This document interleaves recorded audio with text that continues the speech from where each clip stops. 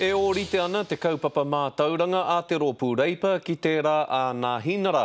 Koera te whakapae a te tūmuaki o te runanga nui o ngā kura kaupapa Māori ara Arawiri Wright. Hei tā Sue Moroni mā ngai mā tauranga mō reipa, me whakahoki te mana ki ngā kura kia riro anō mā rātou ā rātou ākonga e poipoi, hei aha ngā paerewa mā tauranga i whakaurua e ngā hinara ki ngā kura i te rātou. Engari he whakaaro anō tō te runanga nui o ngā kura kaupapa Māori mō tēnei kaupapa. Ngā tamariki a te kura kaupapa Māori o ngā mokopuna. E whakapono ana, e kore e whai hua i raro i te kaupapa mā tauranga hou a reipa. Hara mai ki te kōrero kia mātai. Ai, kāre anō te rōpū reipa, kia kōrero ki te runanga nui o ngā kura kaupapa.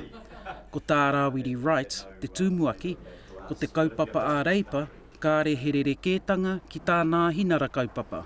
He rite tonu te tirohanga, kāre he mea hou i roto, ko rātou tonu e mea ana ko te marautanga a motu, te marautanga e tikana mo te katoa.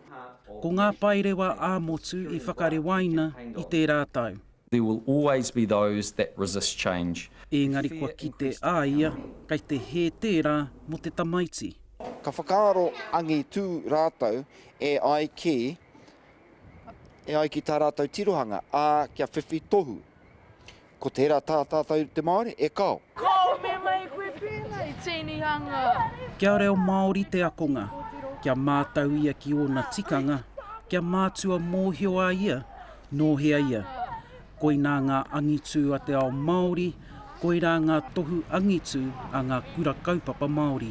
Hoena ko te marautanga a ho matua, ka whakaarohi e nuitia mo te katoa o te tangata, kaua o tōna hinengaro ana he. E hīkaka ana te wairua o enei tamariki. Awa harai te pērā whaia. Te aro i a rātou kua rewa ake he kaupapa mā tauranga, kāre pea e manaaki i a rātou. Ngā Huia Wade, te karere. E tiwi kei tōku taha a Kelvin Davis, mā ngai mā tauranga mō reipa. Kelvin, tēnā rā koe. Kia ora, Scotty. Hei tā Arawiri Wright, e orite ana tā koutou kaupapa ki tāna hinara engari he rereke o na kākahu. Tika he rā nei tērā whakapai ana. Nā, hori kaua hau e whakai ana ki wāna whakapai. Te mea tuatahi ka hari koa ngā kaiako me ngā tūmuaki, ko mātou e te rōpū reipa mea ti ana ki te kore rātou e hihi ana kia mahia ngā tauwhāinga, e pai ana tēnā kia mātou. Hori kau mātou e mea ti ana me mahia rātou i ngā tauwhāinga. Ko e te tuatahi, te mea mātou e mea ti ana, he maumau taima, he maumau pūtea aua tauwhāinga, kei te mōhio tia kētia, ngā kaiako me ngā tūmuaki ko wai ngā tamariki horikau angi tuana, me hurihia, me mahia ngā pūtea, kia tautokongia aua tamariki horikau angi tuana. Ko e te mea tuatahi? E koera hoki te rerekētanga nui, e kore rawa koutou e whakahau i ngā kura kia āta whai ngā paerewa mā tauranga nei? Koera te rerekētanga nui? Ko e te mea tuatahi. Engari, mehe mea ka pānuhia i tō mātou kaupapa here, he tini ngā whakaaronga, he tini ngā kaupapa kei roto te pepa. E hara tēnā te mea anahe. Ko mātou e mea ti ana me arotake ngia te tari arotake i te wairua Māori kei roto i ngā kura auraki kia tino tūtuki pai ai i ngā āhuatanga mō ngā tamariki Māori kei roto i aua kura.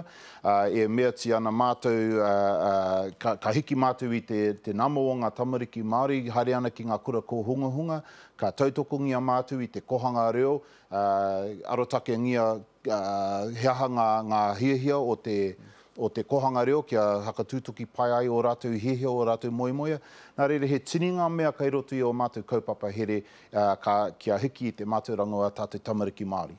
E rawe katoa e nā kōrero, engari hei tā Arawiri Wright, kāre anō koutou o reipa kia kōrero ki aia kia rātou o te runanga nui o ngā kura kaupapa Māori. Hea hei kore ai? Ko te mea nui, nōku te he mo tēnā, i te mea ko hau te māngai mō ngā take Māori.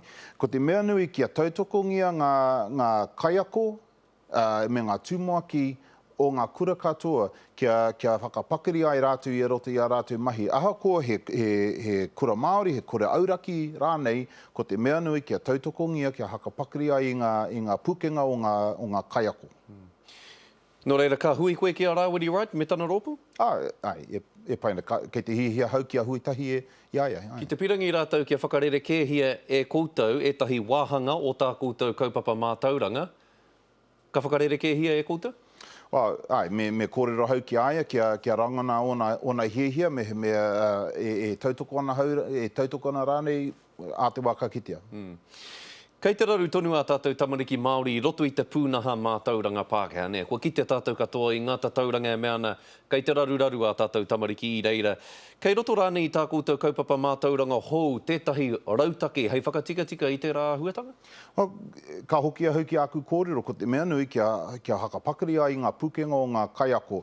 I te mea te nuinga o a tātou tamariki kei roto i ngā kura auraki.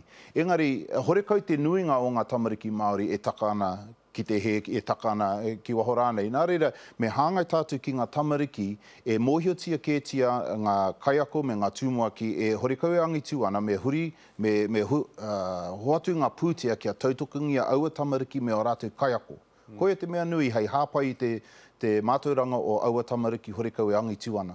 E hoa, mārake te kitea, kua āta whakaaro koutou i tēnei rautaki a koutou, no reira tēnā rawa atu koe. Moe nā whakamārama i tēnei wā. Kia ora. Kia ora rāke.